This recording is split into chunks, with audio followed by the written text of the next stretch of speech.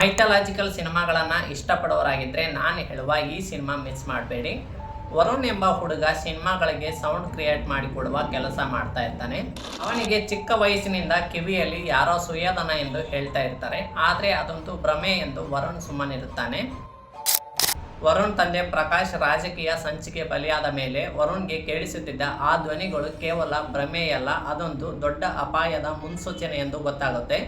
ತನ್ನ ವಿಶಿಷ್ಟವಾದ sound sense ಬಳಸಿಕೊಂಡು ವರುಣ್ ತನ್ನ ತಂದೆಯ ಸಾವಿನ ಹಿಂದಿರುವ ರಹಸ್ಯವನ್ನು ಹೇಗೆ ಭೇದಿಸುತ್ತಾನೆ. ಅಷ್ಟಕ್ಕೂ ವರುಣ್ ಕಿವಿಯಲ್ಲಿ ಸುಯೋಧನ ಎಂದು ಯಾರು ಹೇಳುತ್ತಿದ್ದಾರೆ ಅಥವಾ ವರುಣ್ ಅಂದುಕೊಂಡಂತೆ ಅದೊಂದು ಭ್ರಮೇನಾ ಎನ್ನುವುದನ್ನು ಸಿನಿಮಾದಲ್ಲೇ ನೋಡಬೇಕು. ಸಿನಿಮಾ ಹೆಸರು ಬಂದು ಸುಯೋಧನ ಅಂತ.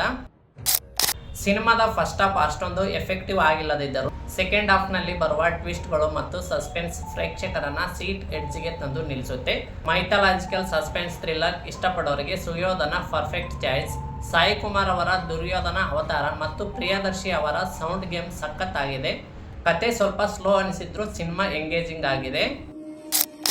ಈ ವಿಡಿಯೋ ಇಷ್ಟ ಆಗಿದ್ರೆ ಲೈಕ್ ಮಾಡಿ. ಸಿನಿಮಾ ಲವರ್ ನಿಮ್ಮ ಫ್ರೆಂಡ್ಗೆ ವಿಡಿಯೋ ಶೇರ್ ಮಾಡಿ. ಮೂವಿ ಲಿಂಕ್ ಬೇಕಿದ್ರೆ ಪೇಜ್ ಫಾಲೋ ಮಾಡಿಕೊಂಡು ಲಿಂಕ್ ಅಂತ ಕಮೆಂಟ್ ಮಾಡಿ DM ಮಾಡ್ತೇನೆ. ಮುಂದಿನ ವಿಡಿಯೋದಲ್ಲಿ ಸಿಗೋಣ. ನಮಸ್ಕಾರ.